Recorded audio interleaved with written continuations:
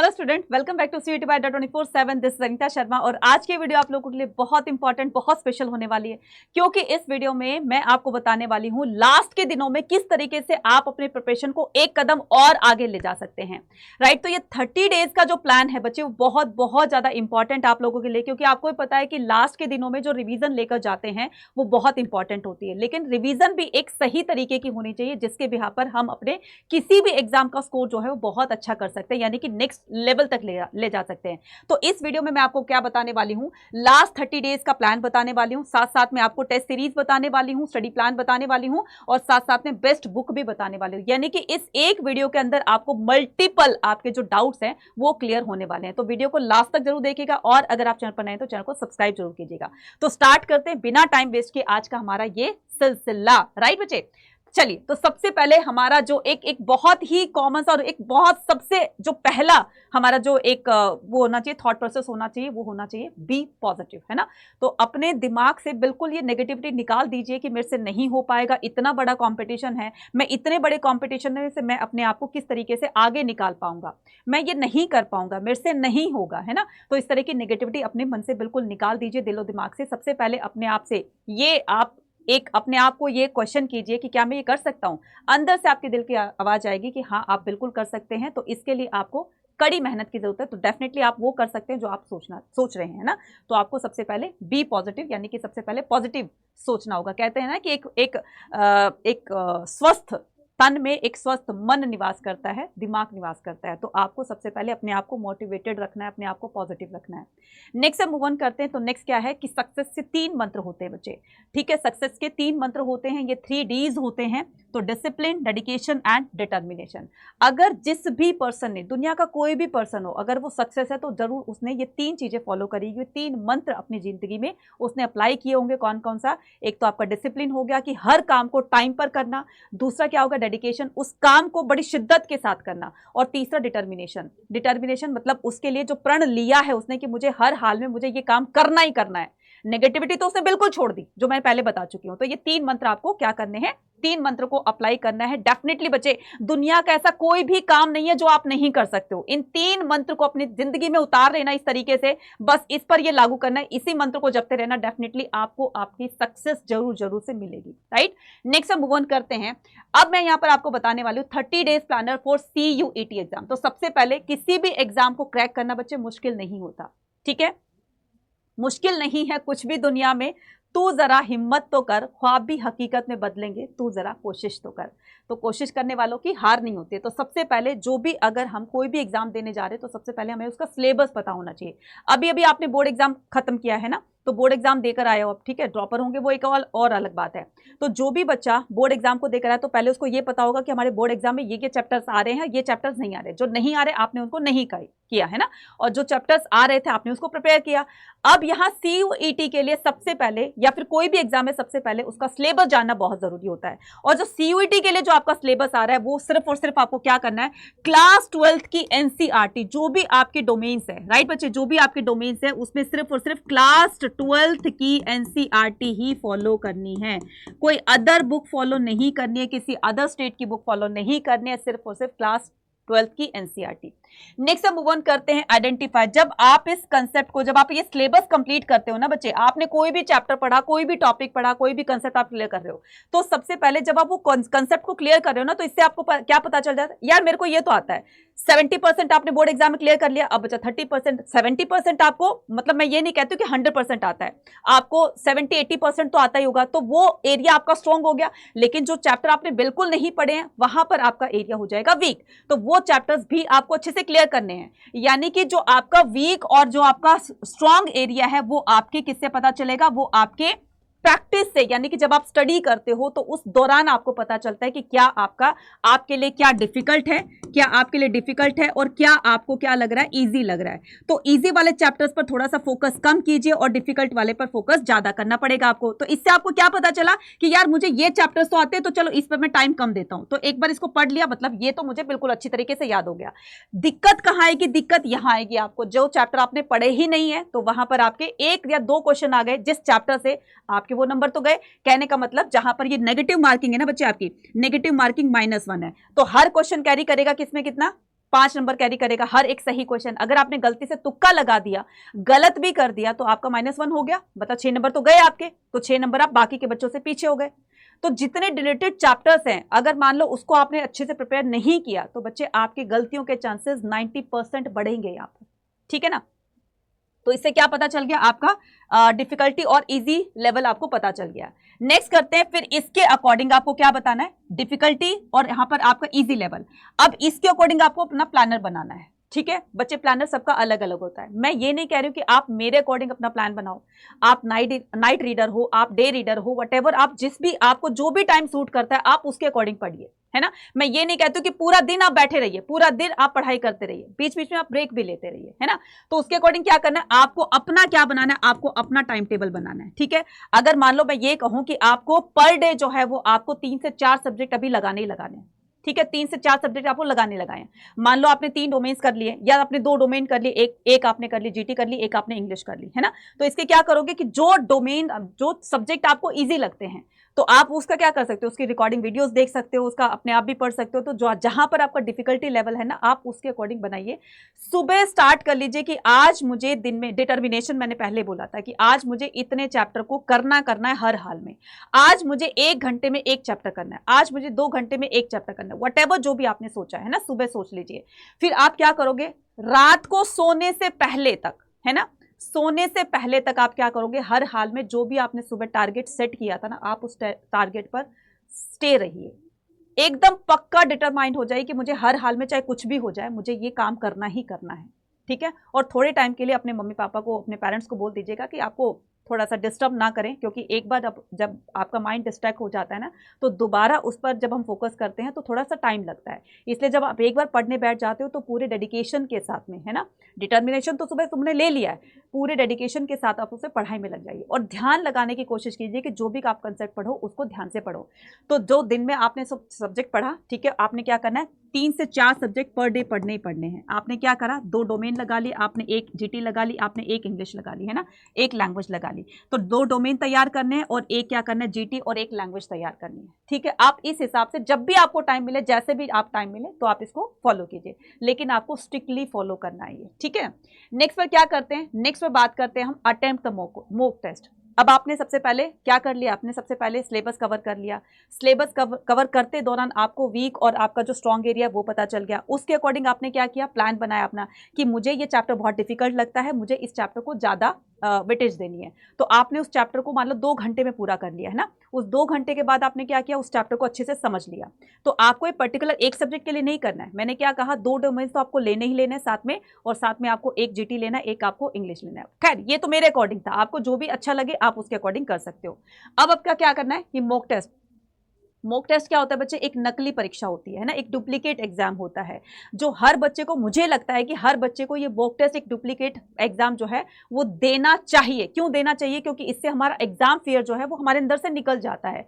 यार इतना बड़ा टेस्ट हो रहा है, सीयूईटी का इतना बड़ा एंट्रेंस टेस्ट हो रहा है, और हम जो है कहां पर है, कहां पर हम स्टैंड कर रहे हैं। तो इसके लिए क्या होगा, एक तो हमें पूरे ऑल ओवर इंडिया लेवल पर, है ना, पूरे ऑल ओवर इंडियन लेवल पर क्या करना होगा, हमें एक मॉक टेस्ट देना होगा। उसमें क्या करते हैं कि हम अपने आप को कहां स्टैंड कर रहे हैं, कहां पर हम कितने बच्चों से पीछे, कितने बच्चों से हम आगे, ये पता चल जाएगा। तो ये तो ऑल इंडिया लेवल पर पता चलेगा ना। तो सबसे पहले वो तो खैर बात की बात है कि जितने हम मॉक टेस्ट लगाएंगे, पूरी हमारी डोमेन सब्जेक्ट जो है उसमें पूरे चैप्टर से कौन कौन से क्वेश्चन हम कर सकते हैं, कौन से नहीं कर सकते, कैसे पता चलेगा, मॉक टेस्ट से पता चलेगा ना। मॉक टेस्ट वो होते हैं बच्चे, जो भी कोई भी एग्जाम होता है उसका जो लेटेस्ट पैटर्न पर क्वेश्चन पेपर जो तैयार किया जाता है वो होते हैं आपके मॉक टेस्ट। तो इनको करना बहुत जरूरी है। कम से कम आप ये लगाइए कि कम से कम आपको पर डे आपको 2 मॉक टेस्ट तो लगाने ही लगाने हैं, 2 मॉक टेस्ट लगाने ही लगाने हैं। ज्यादा लगाओगे तो और भी अच्छी बात है। हो सकता है कि आप में बस बहुत बच्चे होंगे जो 4 भी लगा सकते हैं, जो बहुत सारे बच्चे होंगे जो डेली क्विजेस भी अटेंड करते होंगे। तो इससे क्या होगा, उनका डेली जो है प्रैक्टिस भी हो रही है, प्रैक्टिस के करने से उनका डेली कॉन्फिडेंस भी बूस्ट हो रहा है ना। तो कॉन्फिडेंस जब बूस्ट होगा तो डेफिनेटली आपके अंदर वो विश्वास भरेगा, वो आत्मविश्वास आएगा कि हाँ मैं इस क्वेश्चन को बहुत इजीली अटेम्प्ट कर सकता हूँ। कहते हैं ना कि practice makes a man perfect. तो जितने आप मॉक टेस्ट लगाएंगे, जितने क्वेश्चंस की प्रैक्टिस करेंगे, उतने ही ज्यादा आपके अंदर परफेक्शन आती चली जाएगी। Check your accuracy and the speed. जब आप मॉक टेस्ट लगाते हो तो उससे क्या पता चलता है कि कौन से क्वेश्चन आपने गलत किए, कौन से आपने सही किए। एक क्वेश्चन आपने एक बार पढ़ा, सही हो गया। एक क्वेश्चन को आपने 4 बार पढ़ा नहीं सही हो रहा, फिर भी आपकी गलती हो रही है, तो वो पहली बार मान लो आपने 50 क्वेश्चन का मॉक टेस्ट दिया, ठीक है, मॉक टेस्ट आपने 50 क्वेश्चंस का दिया, अटेम्प्ट कर लिया आपने, अब 50 में से हो सकता है आपके 20 ठीक हो, आपके 30 गलत आए हो, फिर दोबारा टेस्ट लगाइए, फिर दोबारा मॉक टेस्ट लगाइए, है ना। तो इससे क्या होगा, जहां पर 30 क्वेश्चंस गलत हुए, अब हो सकता है कि आज 20 गलत हुए, हो सकता है परसों जो है वो आपके 10 गलत हो सकता है उसके बाद 5 ही गलत हो। तो कहने का मतलब जैसे जैसे आप मॉक टेस्ट की प्रैक्टिस करते रहेंगे वैसे वैसे आपके अंदर परफेक्शन आती चली जाएगी बच्चे, और यही परफेक्शन आपको आपकी मंजिल तक लेकर जाएगी। क्लियर है। चलिए नेक्स्ट क्या करते हैं, तो आपको स्पीड और एक्यूरेसी से पता चल जाएगा कौन सा आपका कहां पर आपकी मिस्टेक हुई। तो जो आपका डिफिकल्टी एरिया है वहां पर थोड़ा सा और फोकस कीजिए, और जहां पर आपका इजी लेवल है, जहां पर आपने बहुत इजीली क्वेश्चन को अटेम्प्ट कर लिया, उसको अटेम्प्ट करके आपके अंदर एक कॉन्फिडेंस आएगा, है ना। तो आप इसके तरह से क्या करते रहिए, आप एक्यूरेसी और अपनी स्पीड को चेक करते हैं। बहुत सारे बच्चे जो हैं उनकी स्पीड बहुत कम होती है, खास करके सोर्स बेस्ड जो क्वेश्चन होते हैं, सोर्स बेस्ड जो क्वेश्चन होते हैं उनके अंदर, क्योंकि सोर्स बेस्ड क्वेश्चन में पैराग्राफ दिया होता है, जिन बच्चों को रीडिंग की हैबिट नहीं होती है वो रीड करते चले जाते हैं, टाइम निकलता जाता है, फिर आपके क्वेश्चंस रह जाएंगे और फिर बच्चे मार्क्स कटेंगे और फिर बोलेंगे कि मैडम हमारे तो इतने मार्क्स आए, आपने तो कहा था हमारे बहुत। तो बच्चे अभी से क्या करो, अभी से आप अपनी स्पीड पर ज्यादा ध्यान दो, स्पीड पर ज्यादा ध्यान दोगे तो इससे आप जल्दी से रीड कर पाओगे, और साथ में एक्यूरेसी के तौर पर तो आपने मॉक टेस्ट लगाया, प्रैक्टिस क्वेश्चंस किए आपने ज्यादा, है ना, तो उससे क्या होगा, स्पीड और एक्यूरेसी दोनों चेक कर सकते हो। किससे स्पीड और एक्यूरेसी किससे चेक कर सकते हो आप, मॉक टेस्ट से। कहां पर गलतियां हुई उससे पता चलेगा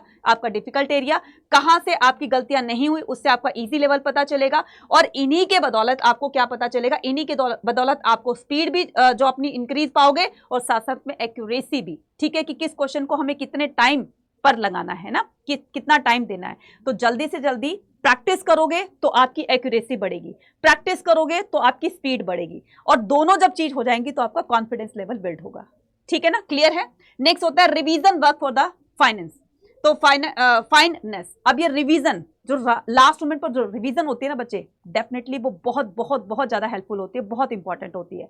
तो जैसे जैसे एग्जाम पास में आते आते वैसे वैसे टेंशन बढ़ती चली जाती है, यार लास्ट मोमेंट पर ऐसा क्या रिवाइज करें जिससे कि हमारी सारी चीजें बहुत जल्दी से क्विक रिवीजन हो जाए और सारी चीजों की अच्छे से अंडरस्टैंडिंग ले जाए और हमारा एग्जाम अच्छा हो जाए। यही होता है ना, लास्ट मोमेंट पर जो रिवीजन करके जाते हैं हम। कई बच्चे तो आपने भी देखा होगा या खुद भी आप करते होगे कि जब एग्जाम आज हो रहा है तो सुबह बच्चे 4 बजे उठ के ना सारा रिवीजन कर रहे होते हैं।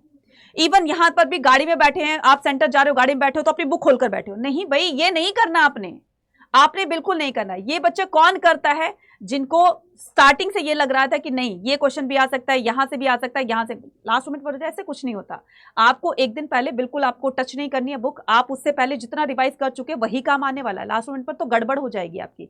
तो क्या करना है आपको, रिवीजन जो आपके जो लास्ट मोमेंट पर जो रिवीजन होगी आपको उसको बहुत अच्छी तरीके से करनी है। जो भी आपने नोट्स बनाए हैं, जो भी PYQs अटेम्प्ट करे हैं आपने, ठीक है, और जो भी आपने मॉक टेस्ट लगाए हैं बच्चे, ये 3 चीजें ऐसी हैं जो आपको लास्ट मोमेंट पर रिवीजन के तौर पर लेकर जानी है। ठीक है, क्लियर है। अब देखो, अगर मैं ये बात करूं कि अभी आपका सिर्फ और सिर्फ आपके कितने 30 डेज रह गए हैं, मान लो 15 दिन में, तो क्या करोगे, जैसे आपके किसी सब्जेक्ट में आपके 15 चैप्टर है, किसी सब्जेक्ट में आपके 18 चैप्टर है, किसी सब्जेक्ट में आपके 12 चैप्टर है ना, मान लो छोटी सी बात। अगर मान लो मैं 15 की बात करती हूँ, ठीक है, 15 में क्या हो जाए, आप 15 को पर डे जो है एक चैप्टर फिनिश कर रहे हो, ठीक है, 15 दिन में हो गए। अब आपके बचे क्या, 15 दिन में। अब ये 15 दिन में तो चैप्टर खत्म हो गए, बचे 15 दिन। अब उन 10 दिनों में क्या लगाओगे, 10 दिनों में क्या करोगे, 10 दिनों में आप क्या लगाओगे, PYQs लगाओगे। 10 दिन में आप क्या लगाओगे, मॉक टेस्ट लगाओगे। 10 दिन में क्या लगाओगे, सैंपल पेपर्स वगैरह लगाओगे, प्रैक्टिस क्वेश्चंस लगाओगे। कहने का मतलब ये 10 दिन के अंदर ये काम पूरा हो गया। 15 दिन के टोटल कितने हो गए आपके, 25 डेज हो गए। टोटल 25 डे बचे कितने आपके, 5 दिन बचे। 5 दिन में क्या करोगे, ये लास्ट रिवीजन दो। कितना अच्छा प्लान बताया, बताओ आपको है ना अच्छा प्लान। चलिए नेक्स्ट मूव ऑन करते हैं बच्चे। यही प्लान के अकॉर्डिंग ये सारे बच्चे 100% बने। देख रहे हो ना, सारे बच्चे क्या बने, ये 100%। आप भी यहां पर आ सकते हो, यहां पर आपका नाम भी आ सकता है। और कैसे आ सकता है बच्चे, ये सारे के सारे कहां पर आपके लिए एक डबल यहां पर दिया जा रहा है। क्या ये सारी चीजें आपको मिल रही है कहां पर, प्रतिज्ञा 2.0 के अंदर। ये जितनी भी मैंने आपको चीजें बताई है, जितना भी मैंने बताया आपको, सारी की सारी चीजें आपको कहां मिल रही है, प्रतिज्ञा 2.0 के अंदर। अब बच्चा ये बात है कि मैडम आपने बोला था कि बुक्स का भी बताएंगे, तो बच्चे बुक्स भी है। अगर आपने मान लो YT पर आपने कंसेप्ट क्लियर कर लिया, तो YT से कंसेप्ट क्लियर करने के बाद आप ये चाहते हो कि बस हमें तो टेस्ट सीरीज लगानी है, टेस्ट सीरीज भी आप लगा सकते हो। अगर आप ये चाहते हो कि मैडम हम एनसीईआरटी के इतने बड़े पेजेस की बुक नहीं पढ़ सकते हैं, इतने बड़े बड़े चैप्टर्स होते हैं, इतने बड़े बड़े उनमें पेजेस होते हैं, हम नहीं पढ़ सकते, तो उसको बहुत ही कॉम्प्रिहेंसिव मैनर में आपके लिए एक बुक तैयार की गई है। वो सारी की सारी चीजें आपको प्रतिज्ञा 2.0 के अंदर मिल रही है। मैडम इसको कैसे एनरोल कर रहा है, एक चीज और आपके लिए खुशखबरी है, एक चीज और आपको यहां पर नवरात्रियों के उपलक्ष्य में आपको यहां पर एक कोड मैं बता रही हूं Y489, तो इस पर आपको 20% डिस्काउंट मिल रहा है। इससे आपको प्रतिज्ञा 2.0 भी, प्रतिज्ञा 1.0 भी, साथ में आपको जीटी इंग्लिश भी और साथ में आपको बुक्स भी, टेस्ट सीरीज भी, सब कुछ आपको इसमें दी जा रही है। मैडम ये कैसे एनरोल करना है, तो इसको एनरोल करने के लिए आपको क्या करना है, अड्डा 24/7 की एप्लीकेशन को डाउनलोड करना है, देन उसके बाद ऑल कोर्सेज पर जाना है, यूजी पीजी एंट्रेंस एग्जाम पे क्लिक करना है, यूजी पर क्लिक करना है, आर्ट्स पर क्लिक करना है। अब जो बच्चे प्रतिज्ञा 2.0 लेना चाहते हैं, बहुत अच्छी बात है, आज लास्ट डे है, तो आज ही इसमें एनरोल करोगे तो आपको प्रतिज्ञा 1.0 आपको फ्री मिलेगा, जिसमें क्लासेस आपकी कल से स्टार्ट हो जाएंगी। ठीक है, जो डिलीटेड चैप्टर है वो मैं कल से स्टार्ट करा दूंगी, तो डिलीटेड चैप्टर आपका कल भी होगा, मतलब कल से स्टार्ट हो जाएंगे। साथ में जब प्रतिज्ञा 2.0 स्टार्ट होगा वो चैप्टर दोबारा भी मैं करवाऊंगी। इसलिए आज के लिए ऑफर है, फटाफट जाकर के कल आप इसको ऑफर को जब अवेल करेंगे ना, तो कल बच्चे ये ऑफर खत्म हो चुका होगा। ठीक है, आज लास्ट डे जाकर के इसको अवेल कर लीजिए। उसके अलावा जो बच्चे कहते हैं कि मैडम हमें जो है वो टेस्ट सीरीज परचेज करनी है, टेस्ट सीरीज से हम ज्यादा प्रैक्टिस क्वेश्चन करेंगे, उससे हमारा कॉन्फिडेंस बिल्ड हो जाएगा, तो हम प्रतिज्ञा 2.0 क्यों ले। आप टेस्ट सीरीज खरीद सकते हो, मैंने ये तो नहीं कहा कि प्रतिज्ञा 2.0 लो, ठीक है, आप टेस्ट सीरीज ले सकते हो। इसके अलावा अगर आप बुक्स लेना चाहते हो तो बुक्स भी है। बुक्स के अलावा साथ साथ में, बुक्स के साथ साथ में अगर आप दोनों मोड पर, यानी कि आपका हाइब्रिड मोड पर, ऑफलाइन भी ऑनलाइन भी, बुक्स के साथ में टेस्ट देना चाहते हैं, तो ये आपकी सिलेक्शन किट है। तीनों की चीजें अब यहां पर ये जो बुक्स तैयार की गई है बच्चे, ये बहुत बड़े बड़े चैप्टर्स होते हैं, बहुत ही उसको कंसाइज वे में किया गया है, माइंड मैप के साथ में, और हर एक चैप्टर के साथ में उसके 40 to 50 क्वेश्चंस आपके दिए हुए हैं। एक बहुत अच्छी प्रैक्टिस करके जाओगे। चाहो तो ये टेस्ट किट ले सकते हो, सिलेक्शन किट ले सकते हो, चाहो तो बुक ले सकते हो, चाहो तो टेस्ट सीरीज ले सकते हो, और ये सारी चीजें आपको मिल रही है कहां पर, प्रतिज्ञा 2.0 के अंदर। चाहो तो आप इसमें एनरोल कर सकते हो। कहने का मतलब जो भी चीज आप परचेज कर रहे हो ना बच्चे, उसमें बस ये कूपन कोड लगा देना Y489, इसी से क्या करोगे, आप एनरोल हो जाओगे और कल से मेरे साथ अपनी क्लासेस को स्टार्ट कर दोगे। याद रखना, कल के बाद अगर आपने अवेल किया, नहीं वैलिड होगा, ये प्रतिज्ञा 1.0 आपको नहीं मिलेगा। आज ही जाओगे, एनरोल करोगे और कल से स्टार्ट कर दोगे अपनी प्रिपरेशन को। लास्ट टाइम पर बच्चे मत सोचे कि अमाउंट इतना है ना, मत सोचे कि आप इतना इसमें दे रहे हो, अपने ऊपर इन्वेस्ट कर रहे हो, अगर अब भी नहीं ना तो फिर कभी नहीं, पीछे रह जाओगे, पछताओगे, साल ड्रॉप होगा, साल खराब होगा, नहीं फायदा होगा। इसलिए जाओ, थोड़ा सा अपने ऊपर सोचो जरा, और लास्ट मोमेंट पर एक अच्छी से अंडरस्टैंडिंग रिवीजन लेकर जाओ। मिलते हैं अपने नेक्स्ट वीडियो में, till then take care, bye bye to all and all the best. Comment section में लिखकर बताइएगा वीडियो कैसी लगी आपको, और किस तरह की वीडियो चाहते हैं आप, ये भी कमेंट सेक्शन में लिखकर आप मुझे बता सकते हो। Bye bye to all.